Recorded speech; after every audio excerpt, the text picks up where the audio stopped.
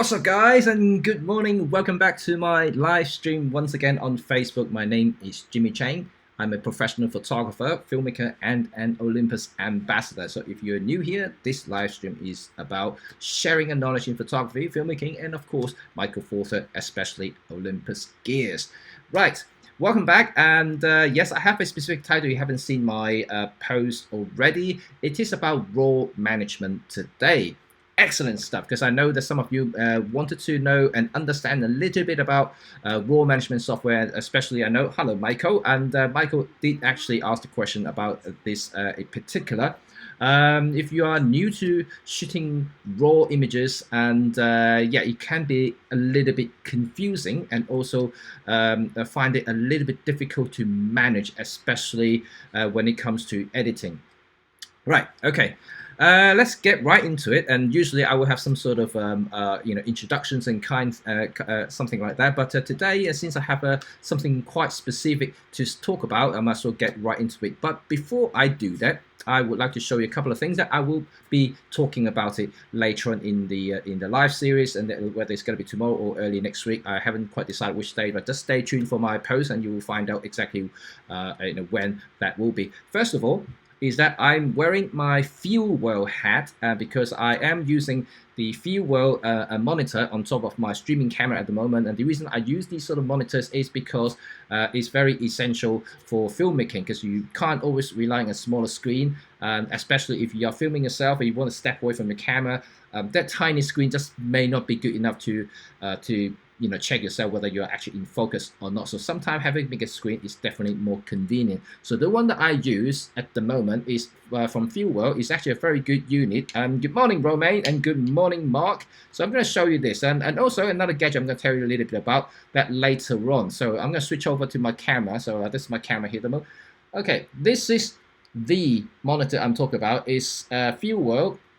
Is 4K ultra bright, which is really good. Actually, the quality, I'm quite shocked. It's actually by a company in China, and the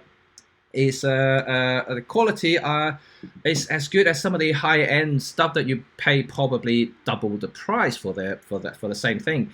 So I'm going to do a review on this particular unit, so you have to stay tuned for my YouTube as well. But I will be talking about it. I'll be using it in general on top of everything else that I'm using at the moment. And secondly, and I have another little thing that I want to talk to you about, is that you see that cam that I was just showing you. So this is basically an iPhone. Right, you may wonder how I can use my iPhone wirelessly and streaming it into my software here. Well, you do need a paid app to do that, but it's actually very effective. Of course, you don't get the same quality as using your Olympus camera, for instance, like what I showed you previously, using a dedicated wireless streaming machine. This will get you the professional quality and those are much higher production values, and when you come to seeing the images, because you've got shallow depth field, you've got higher dynamic setting, you can do all kinds of things. While the iPhone, you can't. Especially the program that I pay for live streaming is that it doesn't allow you to adjust anything. You can't even tap on focus or anything like that. So it's a little bit restrictive. There are some features like putting green screen, and kind of thing, but it's more gimmicky than actually properly useful.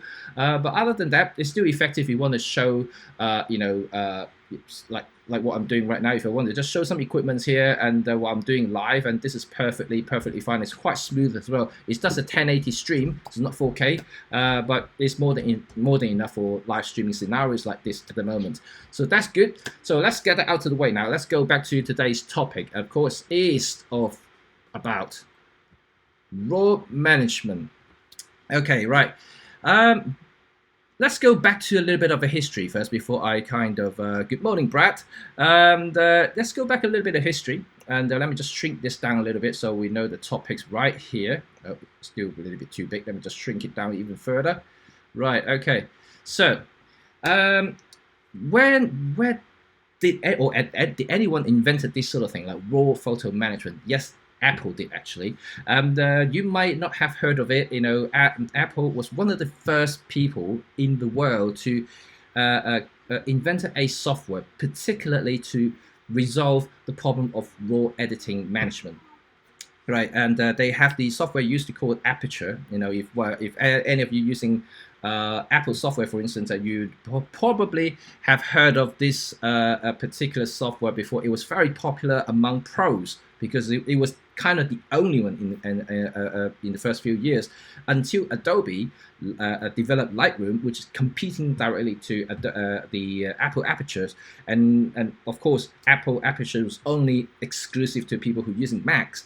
Adobe is cross-platform, so you can use on PC and you know and as well as the Mac as well. So it's dual platform, so it's more versatile. But it took years before Adobe really finally caught up in terms of performance and functionalities compared to Apple Aperture. So Apple Aperture was really way ahead and way more advanced at the time compared to anything else on the market. And of course, later on, there are also other software like Capture Ones, and then you got On One, you got a DxO. You know, they're all coming on the scenes and all like doing this type of management on top of whatever editing capabilities that they already have. So it's a very interesting market that we are having right now. You've got lots of choices. So I'm going to talk about a few at the moment, a few that at least I use, so I can talk a little bit about it. So if you are following what I'm going to say in a minute, and then hopefully it makes sense. If you don't, and please do ask the question, pop in the comment section, ask me anything you wish about this particular thing, because it can be a little bit complicated. I try to simplify as much as I can, and so that it doesn't confuse you as a beginner. Right, okay, let's get right into it. So if you shoot a JPEG, you know, it's very straightforward because the photographs, in a sense, is processed already. It's already compressed for you, so it's easy to use, and the file size is a lot smaller, and most likely, you know, it's going to be in proper JPEG format. You know, I know there are slightly different versions of JPEGs, and they got JPEG 2000, they got JPG, and then got other slightly different compression formats, but they're essentially JPEGs. However, they are very easily recognizable by any computers and smart devices. So your smartphone, your tablets, your computers, regardless whether it's Mac or Linux or Windows or anything else, will recognize JPEG. When it comes to RAW, it's a very different thing, right? First of all, RAW is not a cross-compatible thing. You know, I'm talking about in terms of manufacturing, camera manufacturers. So Olympus has their own RAW file. Canon has their own RAW file. Fuji, Sony, Canon, Nikon, they all have their own RAW format. And they do update them as well. In fact, they're not really updating it. They just change a little bit of a metadata within the RAW file itself. So they actually kind of trick the system that not recognizing it for not seeing it. But they actually use the same algorithm to produce those file. So if you do own a manufacturer's image editing software, they will see the newer format whenever it comes out. So let's kind of ignore that for the time being. So so far I'm hoping that you are in line with me in terms of different manufacturers do have their own RAW format. Okay, essentially they're all the same thing. They just have their own a destination, or you know, at the end of the file you have like ORG, which is for OF something for I can't even remember now for Olympus, and then they have Canon have their own like dot something, and then Nikon's dot N something, dot CF I think, something I cannot remember, to be quite honest. But anyway, so this is the RAW format you have on each and every single one of the camera manufacturer. So it makes the whole thing more complicated, especially if you use more than one brand of camera that are capable of producing RAW file. So when it comes to bunging into the computer, once you finish photographing outside and you come back home, you want to load up to the computer, you want to view them. And it's fairly fortunate nowadays in Windows and Mac, you know, the built-in operating system has the capability to preview the photographs in RAW, you know, so long that the RAW engine within the operating system is updated to be compatible with your camera format. And so if it doesn't show it, then you will have to use a dedicated RAW translator, so to speak. So one of the most commonly used is, of course, Adobe Camera Raw, and it just basically translates all those files into something that you can see on the screen. And this is when the raw management software comes in really handy, because in the past, before the raw editing software came out, what you need to do is, first of all, download all the raw images from your memory card to a folder within your computer. And then after that, you will have to open Adobe Photoshop and then Adobe Camera Raw and individually open one of these softwares.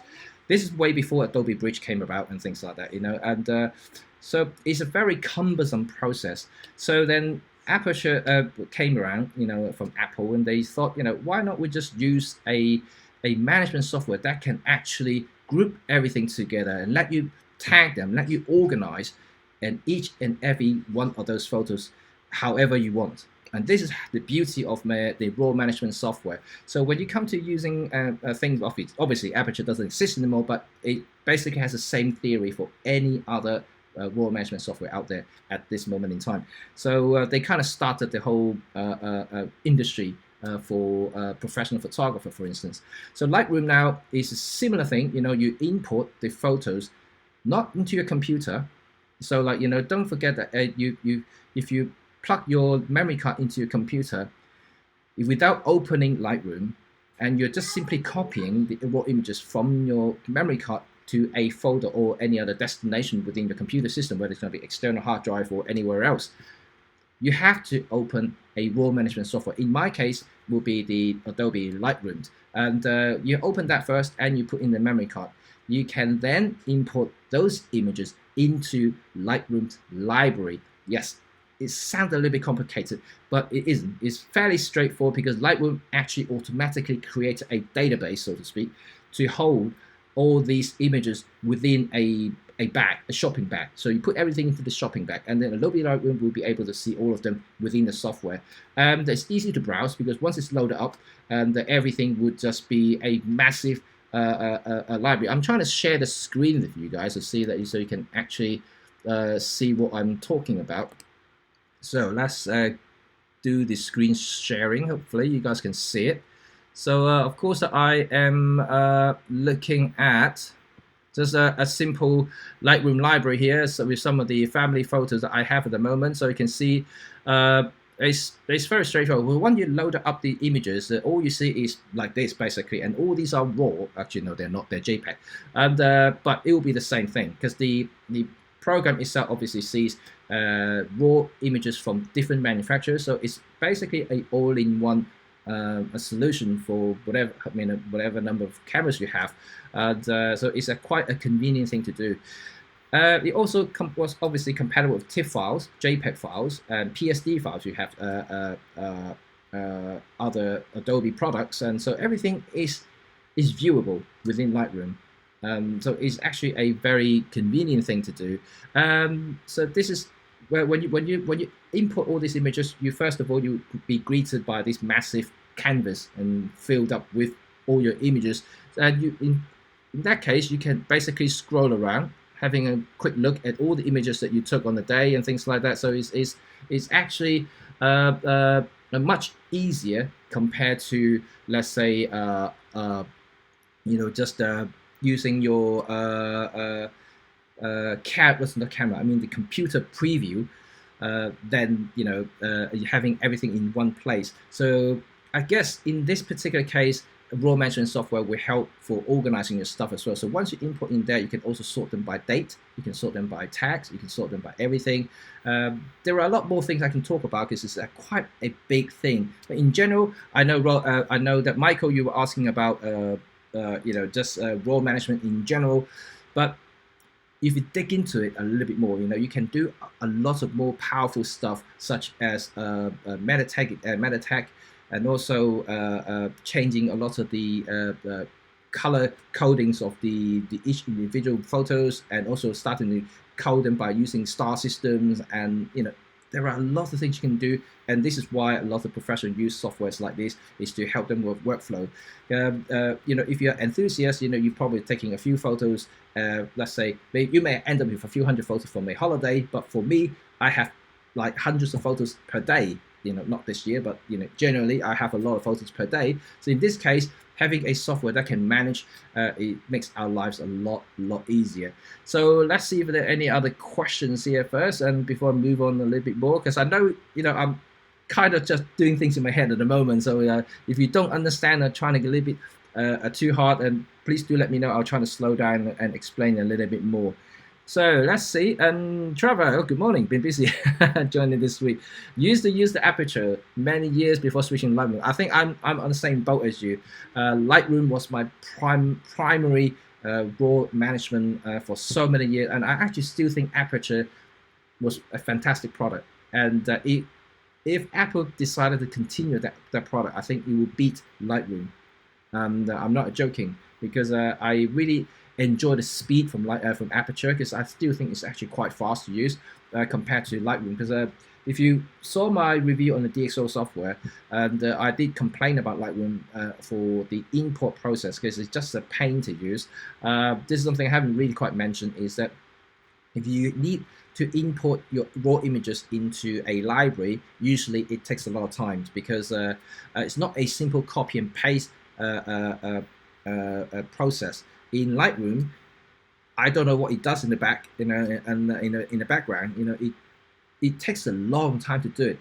Not only just from copying, but also from generating previews and thumbnails and stuff. So you can see when you are, when you're in this mode at the moment, like all these little icons here, these are thumbnails, and these are being generated when you import your photos to Lightroom, and it takes forever to do that. And even though you can tweak the settings a little bit, you can do one-to-one, you can do whatever during the import process, but it still takes a long time, especially you have hundreds and hundreds of photos every single day, and it takes a lot of time to do it.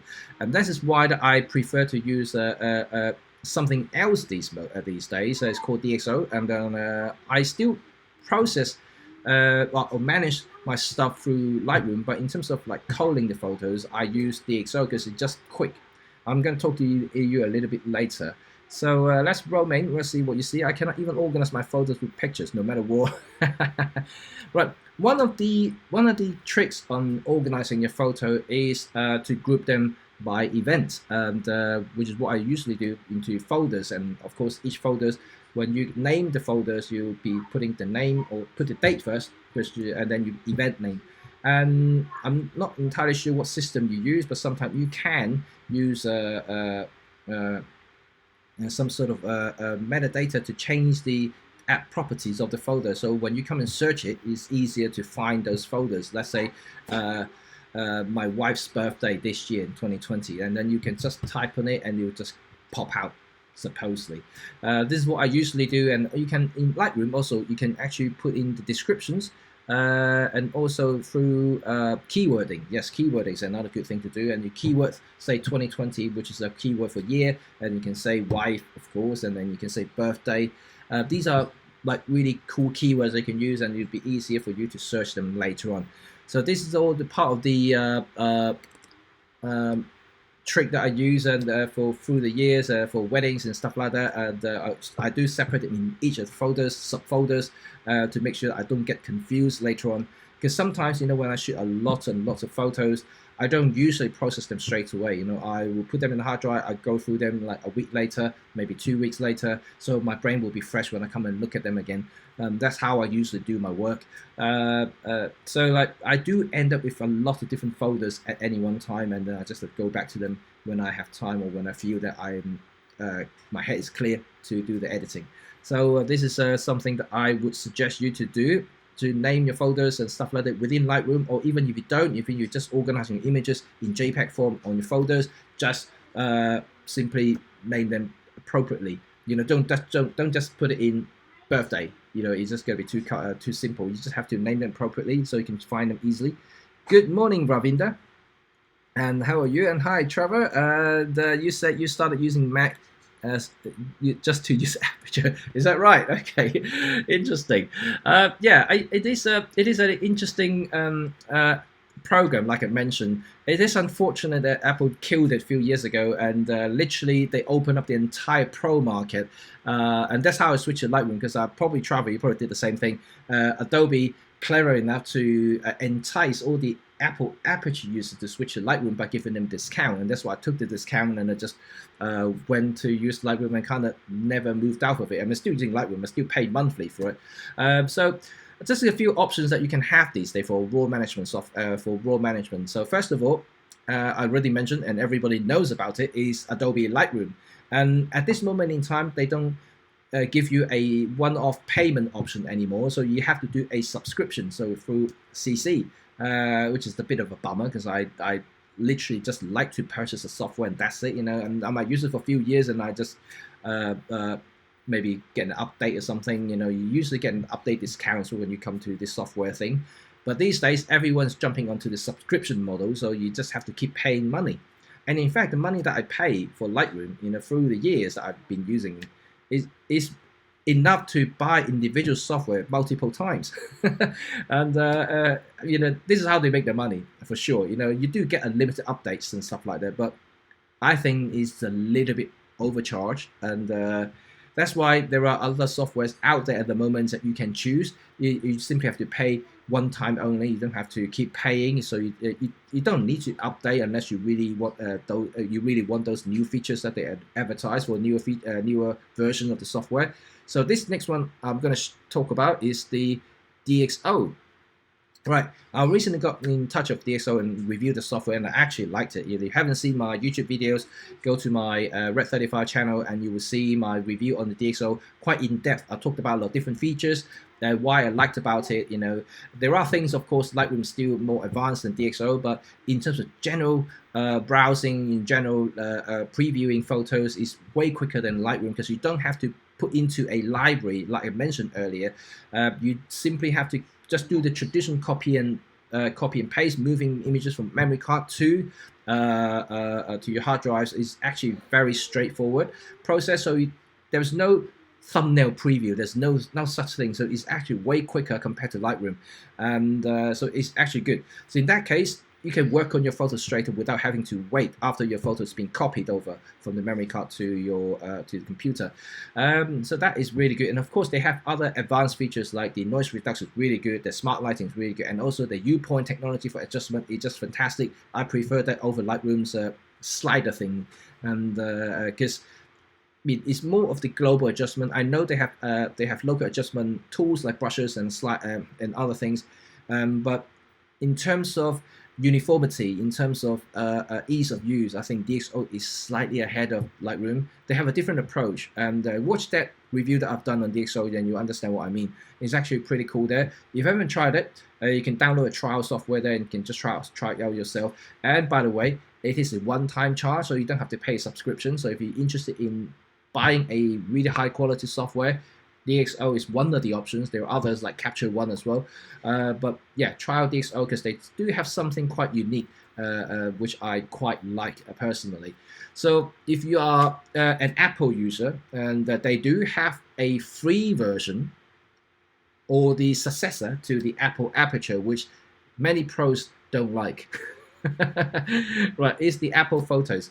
Right. This essentially is the combination of Apple Aperture and the old iPhotos that came free with any Macs. It's still free, so if you buy an Apple Mac, it comes with photos within the computer. It does more or less what iPhoto used to do, just with a little bit more raw editing capabilities that is transferred over from Aperture to Photos. So the Apple Photos, what is good is, first of all, of course, it's free. Second, it's very easy to use, and because it's aiming for more like beginners rather than professionals. You have filters and stuff like that, which is you're already kind of familiar and accustomed to when you're using a smartphone for Instagram, for instance. Everything is big buttons, big icon. It's very, very straightforward to utilize. You can also set folders and stuff like that, but what you can't really do is keywording, change metadata and stuff like that you can't do. It's just less of a pro tool, However, it's actually still fast. Once you load up the raw photo, it's pretty quick. It's kind of as quick as Aperture. So if you don't want to spend any money for now, Apple Photos could be a very good alternative just to get you started. like basically previewing and organizing your raw photos, is a very good alternative if you're using a Mac, for instance. However, if you're using a Windows, I'm not familiar with Windows because I'm primarily a Mac user. So yeah, you guys may have to help people out if you know any other window options that kind of do the same thing as Apple Photos, which is free and easy to organize and manage any raw photos. That is up to you guys to suggest. So Apple Photos is good. It's free, and the only thing that I would suggest is that when you starting to take it more seriously, you will want to have a dedicated raw management software, like a couple of them that I just suggested, Lightroom or DxO, maybe Capture ones, and there are also others as well. There are absolutely a lot of different softwares out there on the market right now, but obviously the main ones are usually the top 5, there will be Lightroom, DxO, Capture ones, all the others, that you normally see and associate with professional editing and also management. Don't get mixed up with Lightroom and Photoshop because they are totally 2 different things. Lightroom primarily used for raw management because within Lightroom itself is a library. You can organize photo, you can do keywording, you can do star rating, you can do color coding, you can do all kinds of stuff. On top of that, yes, it has editing capabilities, but it is not for photo manipulations and very heavy handed editing, just like Photoshop. Photoshop is definitely way more advanced, way more clever compared to Lightroom.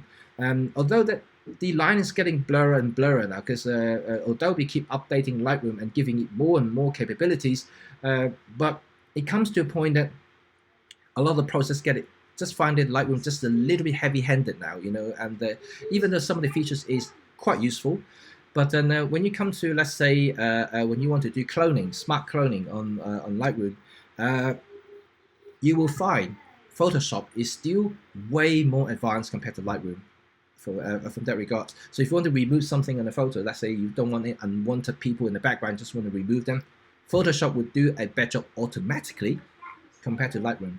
And Lightroom just not clever at all in that case. So Photoshop is really more for you to transform your images from one look to another, maybe even do some artistic stuff to it. Lightroom doesn't do that. Lightroom for you to really doing the basic corrections and also some adjustments to bring your photograph to a really good standard photograph. So if you want to do more artistically, you may have to jump off to Photoshop and do more. And this is something that applies to any software across the board, whether DxO, whether it's going to be any other thing, it's the same thing. So if you want to do something artistic, something to do a lot of heavy manipulation, for instance, you will need another software. I mean, Affinity is a good alternative to Photoshop if you don't want to pay monthly again. So Affinity is a one-off payment as well. They're relatively cheap. It's also as powerful as Photoshop. So that's a good option to use Affinity photos. There are of course, other things as well, like Corel Draw is still there, and if you know Corel, Corel used to be one of the earlier and also one of the biggest photo editing or image editing software back in the late 90s and early 2000s, but obviously they kind of slipped away a little bit and now become just kind of purely on Adobe and lately Affinity Photos.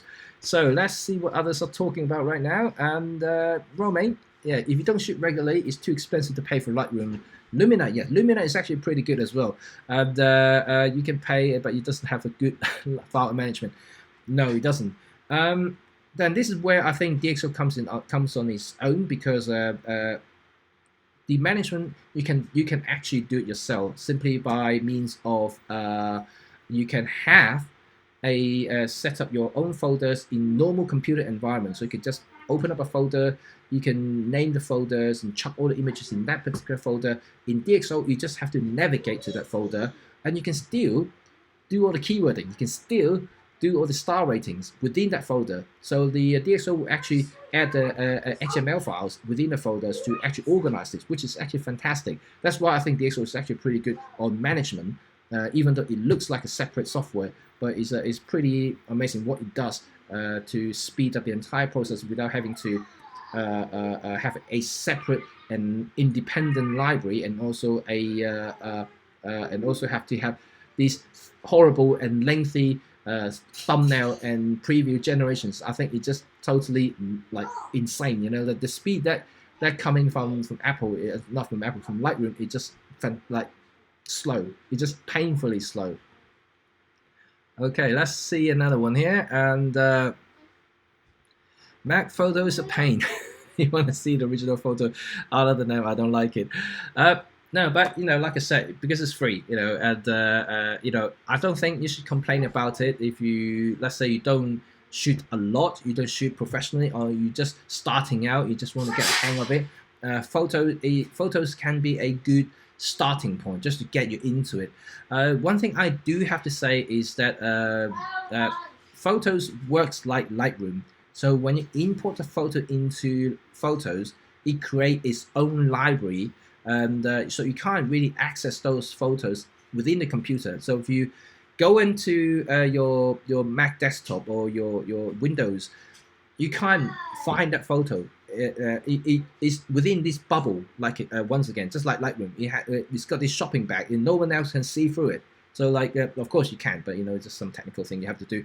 But it's annoying. So you can't access that photo directly. So once it's inputted, then that's it. You know, you can't really see it. You can't try and extract it out. You can, but only can do it within the application itself. So if you go to Apple Photos or Lightroom, for instance, you can export the actual original files to a destination. That's when you access that photo again in RAW.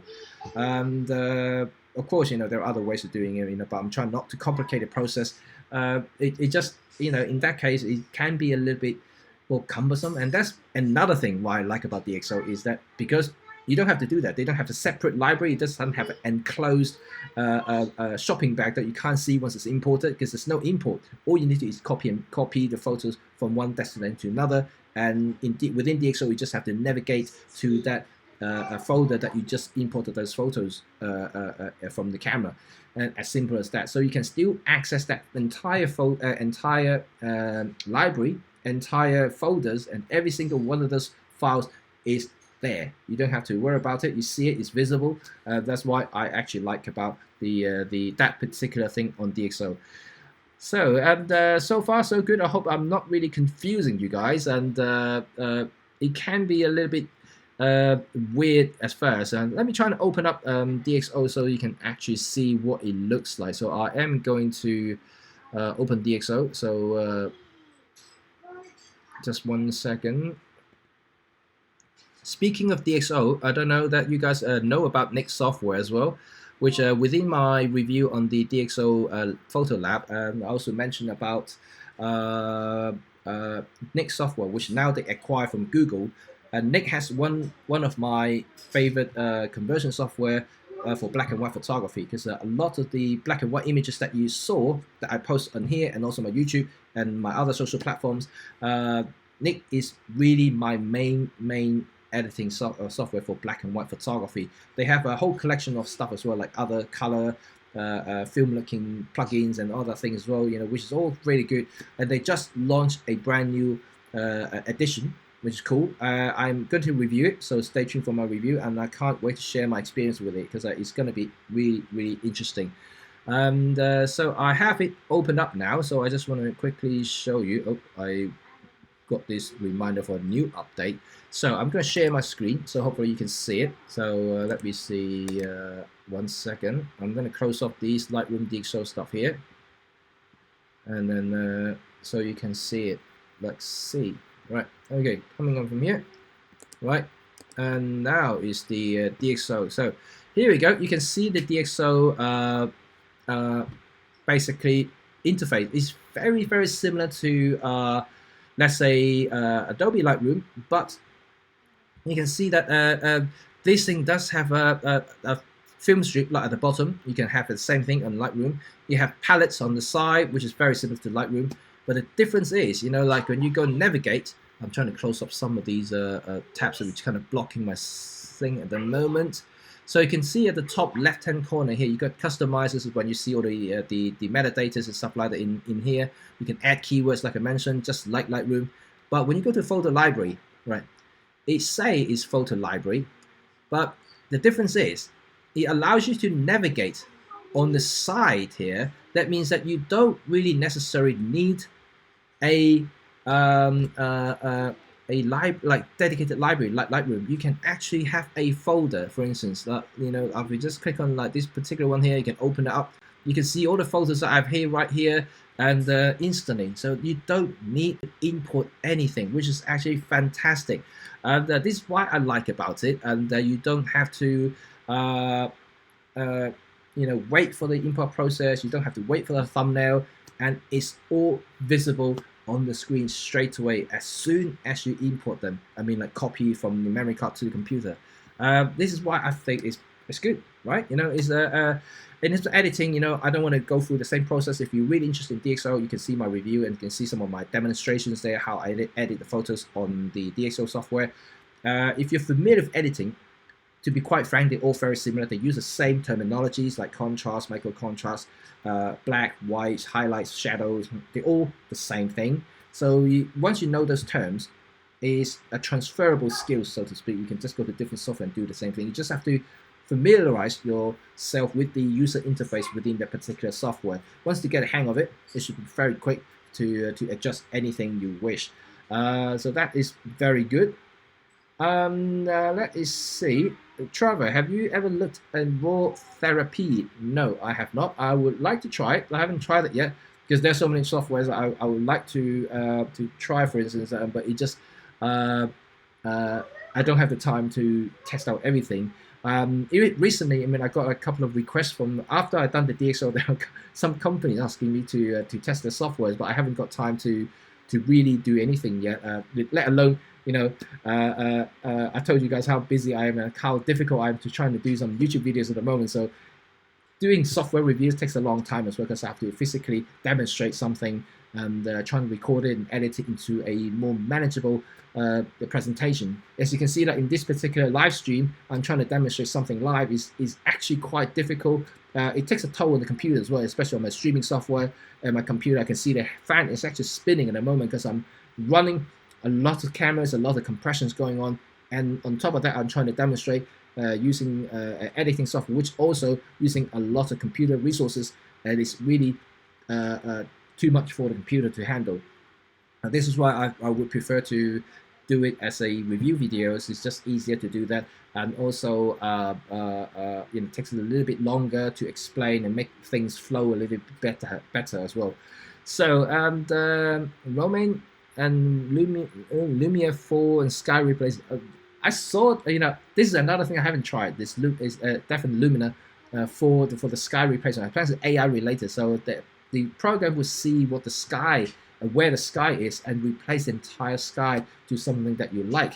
I would like to try it. I did look up to it, and then I really want to really play around with it to see what the fuss is about. Because I know Lumina for quite some time now, and I haven't actually owned a copy. I've never really tried any of the versions before that. I know they recently have the version 4 came out, supposed to have better AI algorithm, so it will be interesting to see how much better it is now. I know previously there were some people saying that it's a little bit hit or miss sometimes, and if you have a really good solid horizon and edges, it would see it straight away and do a relatively good job.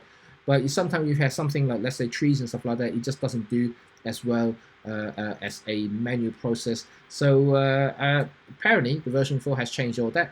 You never know. I would like to try it, definitely.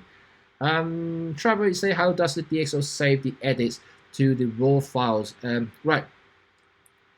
It's the same as the Lightroom is a non-destructive process. So what it does is create an XML file to save all these adjustments you make to that particular raw file that next to the actual raw file in the folder. So you'll see an XML file within that folder being generated once you edit it.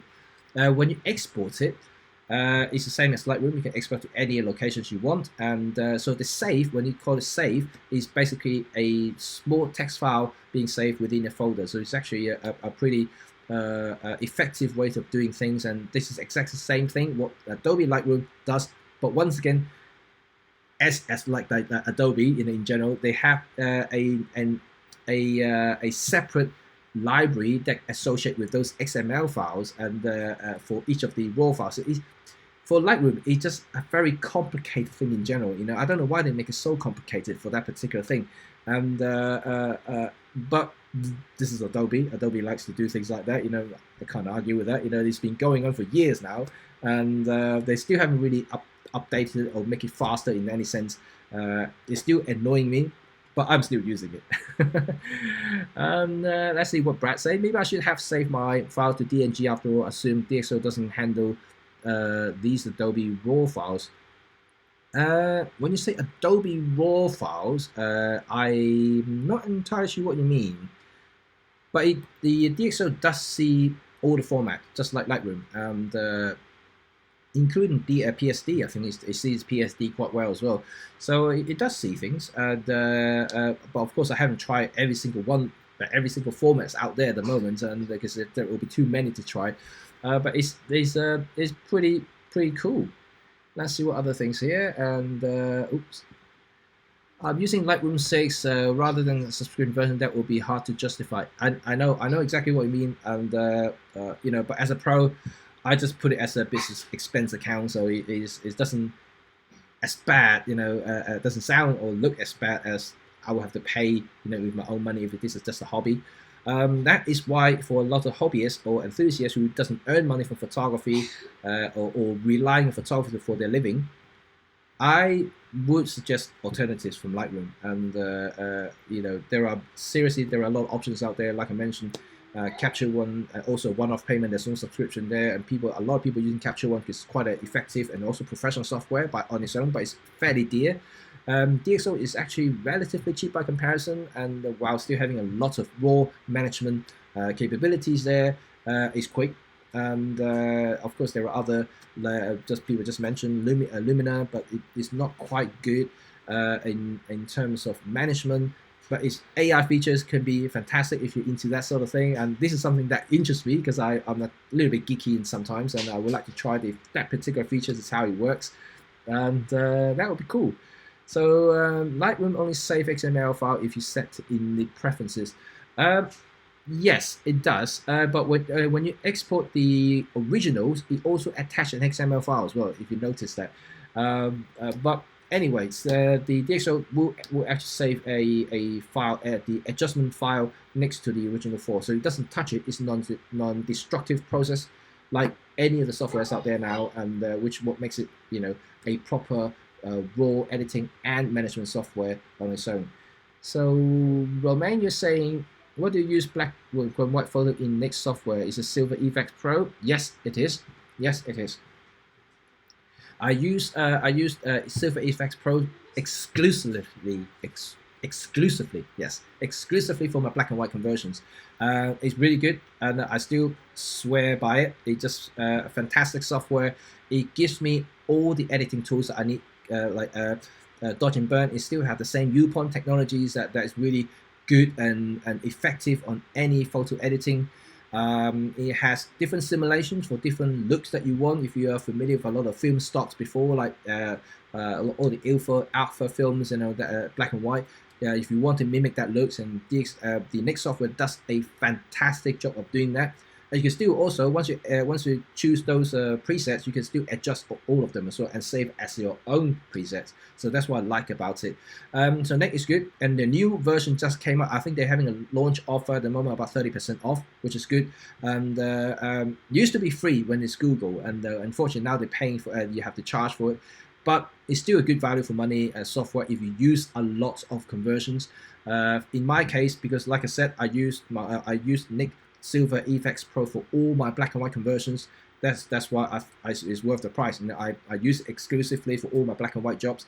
It's just what I use. I think it's effective, it's good, and even for the price, it's not that bad compared to anything else.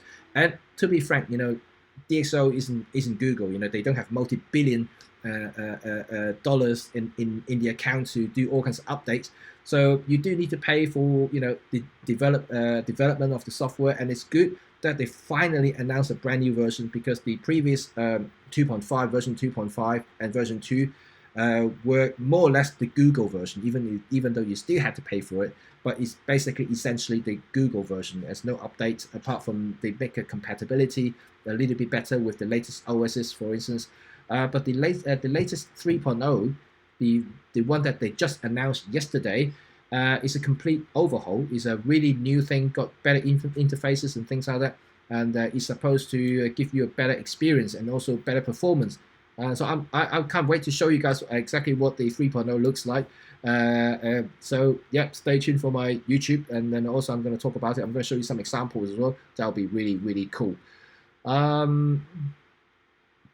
So Brad, DNG, DNG, yes, okay, I beg my pardon, yes, DNG is the raw format. Yes, DNG, you can use it in anywhere. DNG is basically a common format, as well, almost as common as JPEGs. So you can use it in any software, and DSLC's DNG as well. So that's not a problem at all. And so as many softwares out there. Yeah, I mean, if your camera does have the capabilities of saving as DNG, use the option, because it's usually a compatible format, and you can use it in any platform, any software, to view and also edit them. So that is very good. But not all cameras have that option for saving as DNG. I know Leica does it, and so you just have to figure out what your camera can or cannot do, and then go by that. If your camera doesn't do DNG, then you just have to take my advice on my what I said earlier about using different software to manage it and to view them and to organize them. Because I know organization is obviously the key part of it, because especially in digital photography these days, we don't have like hundreds of photos. We have tens of thousands of photos, right? It's difficult to manage.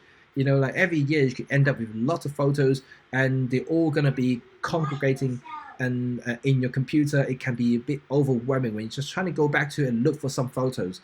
But when you're using management software, this is when you do keywordings, you know, then you do folders and all kinds of things. You can even select the one that you really enjoy and like, putting a 5-star to it. You know, that's when you select the photo that you like the most. And when you come to search it, you search by the year, you search by the keyword, you search by even camera models, the lens model, and everything else. So you can be very specific when it comes to raw management software. So which is all good. You know, if you're using this type of software, it will definitely make your life a lot easier when it comes to search for something very specific you want to go back to for future editing, or simply you just want to find a specific date or events that you want to find that is important to you. And yeah, this is why I think, you know, is pretty essential for any photographer, whether you're going to be JPEG or RAW. I know we talk about RAW at the moment, but even for JPEG people, you know, like having a management or proper management ideas and setup is very good later on. You know, it may not matter in the first couple of years, but I guarantee you 10 years down the line, you're gonna be struggling. You know, in the moment, yeah, I have so many hard drives at the moment. I can tell you, I probably have possibly half a million photos in my collections, and from all kinds of stuff, whether it's going to be client photos, whether it's going to be my family photos, whether it's going to be myself, going to be travel, documentary, anything. I have just way too many photos now, and then and for me to go back and find something, you know, it's going to be a challenge always. Even now, I have a system in place. It's still a long process trying to find something. Let's say 6-7 years ago, a specific date or specific things. And because I have so many photos, I don't have it all in one library. I have it separate in the different libraries. The reason is for performance purposes, but you don't have to worry too much about it at the moment if you're just starting out, because the larger the library, the slower the computer it gets, and because the library just gets too big and the database gets too big, everything just becomes slower. So you're trying to increase the performance by keeping the library a certain size at a time. So that's what I did. I just split it into different libraries, so it's easier. But having said that, is a pain and a chore trying to organize everything and make sure everything works. Good afternoon, Burana. You finally joined us. Excellent stuff. Right. Okay. Brad, I convert from Nikon RAW to Olympus RAW to DNG on import to Lightroom, and done for years. Yeah, there's another thing in Lightroom. It has the ability to convert whatever you import into DNG by default. As you can set it in the import preference, but the thing is, there's another process being added to the import process to make the whole thing even longer. That's what I used to do that, but I don't do that anymore. Just because it takes even longer to do that, so I might as well just let the camera just manage my raw files rather than just going to DNG. Yeah, it just something that I don't want to wait anymore. Especially after a wedding or after a shoot or like a day shoot.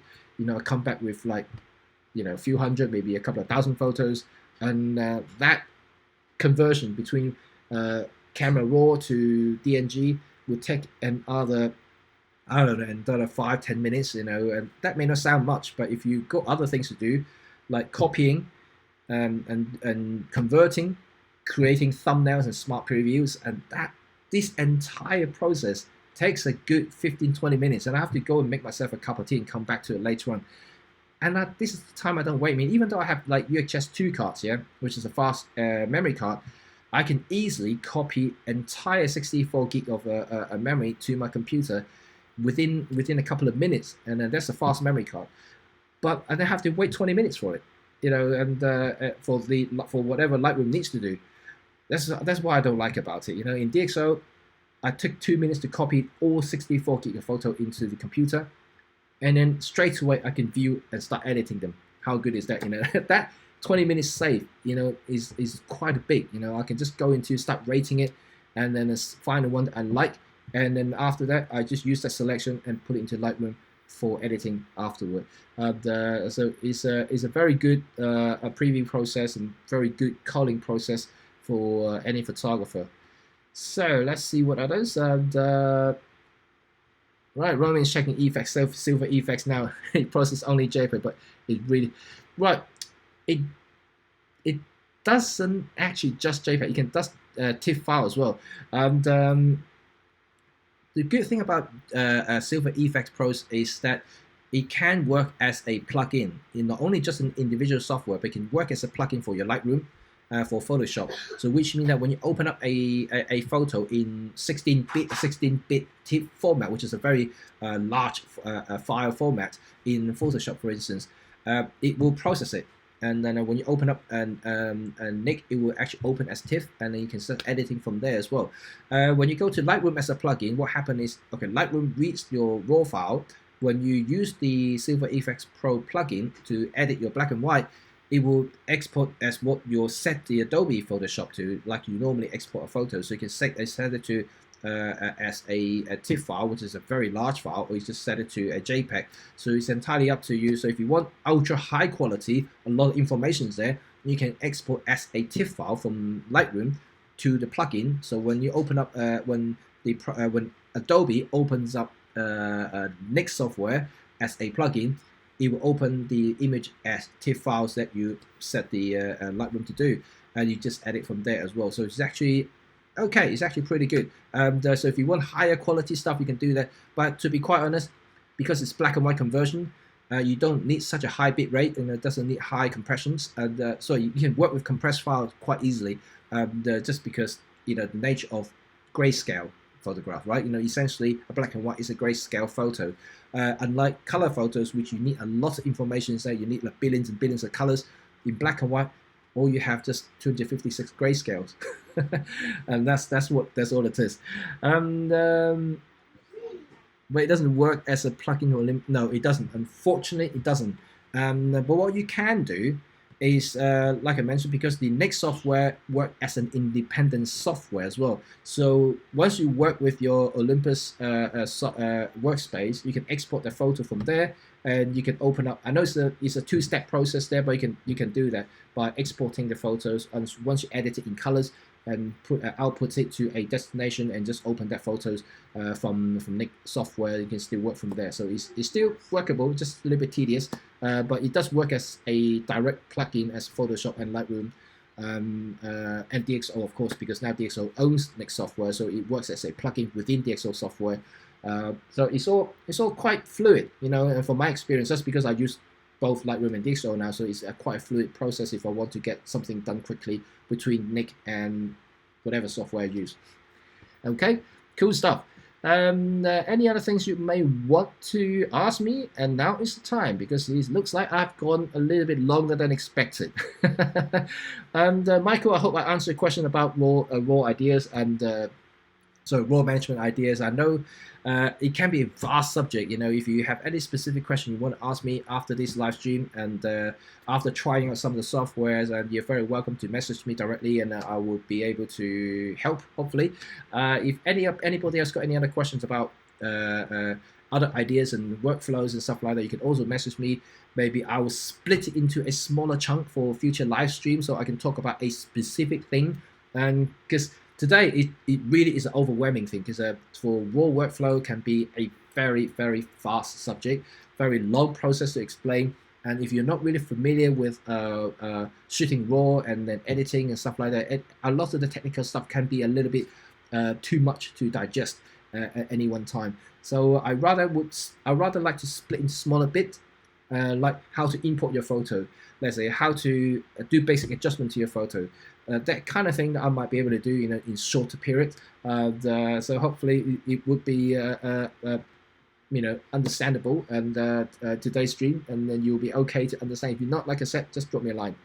So let's see the other thing. Almost 1 hour 9. It is 1 hour 9. I don't know why it's been so long. Okay, I want to ask about 7 Artisan and Camland. And okay, yeah, ask me about that 2 brands if you like. I used both before. And as you say, did you do a review of all the manual lenses you have, or did you do a stream here? Right. I have reviewed the Camland 51.1 version 2. I've done the 7 Artisan 50mm 1.1 as well. I've only done those 2 lenses. Those are the 2 that I actually own. Apart from that, I haven't done any others. I do have other manual lenses here. I have Pergear, which I haven't really even opened them yet. So I will do some reviews on those. If you want to see them live on the stream here, and I can, of course, do something. I can also demonstrate, like I said, now I have the wireless unit. That means I can actually do live demonstration. You can see the image quality live on the screen. So if this is something you would like to see, maybe I will schedule something for next week and then see what happened. How's that sound? That's good. And you saw the reviews. Hi, Jason. And yeah, so of course, if I do live streaming review, and it will be more difficult for me to take photographs, because usually I would like to showcase the image quality by having something nicer to photograph at the moment, because of the lockdown, and I cannot have a model. I cannot, there's so much I can shoot with my garden. So to showcase the image quality from the lens, so it's going to be a little bit tricky to show you live images. But I can show you the live footage when I use the manual lens, maybe filming just around in the corner, something like that, so you can see how it looks like. Maybe that will give you an idea whether the lens is good or not. If there's something you're interested in, maybe I can do something. So can you bring both Camland and 7 Artists and check the difference in handling? Okay, yeah, of course I can. I actually need to find where my 7 Artisan is now. I don't know actually where I put it. And I know where my Camland is, so my Camland is actually in my studio, so I can just go and grab it. I need to find out where I actually put the Artisan. I think I might have put it in the bag somewhere. Yeah, of course, if I find the 7 Artisan, I'll take it out and compare the 2, so you can see what they look like in real life, and I will compare the handling of it. How's that sound? That's good. You can show the focus peaking works. Yes, of course I can. Of course I can. Especially, like I said, this live streaming thing is really, really is cool, right? I can show you exactly everything on the screen. It show you how to use your camera manual focus, and you can see, just everything live, away from the computer. I just love it. So anyway, I'm going to end my stream now. I think it's going definitely a little bit longer than expected. It's already 12 o'clock here now in the UK, so it's time for lunch, and I don't want my kids to start screaming in the background saying, "I'm hungry." Yeah. Okay, guys, I will speak to you all tomorrow. Tomorrow's the last day of the week, and hopefully you guys will enjoy the day, and I'll see you guys all tomorrow once again. So of course I will set a different topics, and it will be less straining less complicated than today's stream. But at the same time, I hope that today's stream is actually useful to some people. So I will be talk to you guys about something else tomorrow. Maybe I will talk about the camland tomorrow and show you peaking, how peaking works, right? Okay, cool stuff. Excellent. So I will see you guys all, and thank you again for joining me, and I will see you guys again. Bye for now.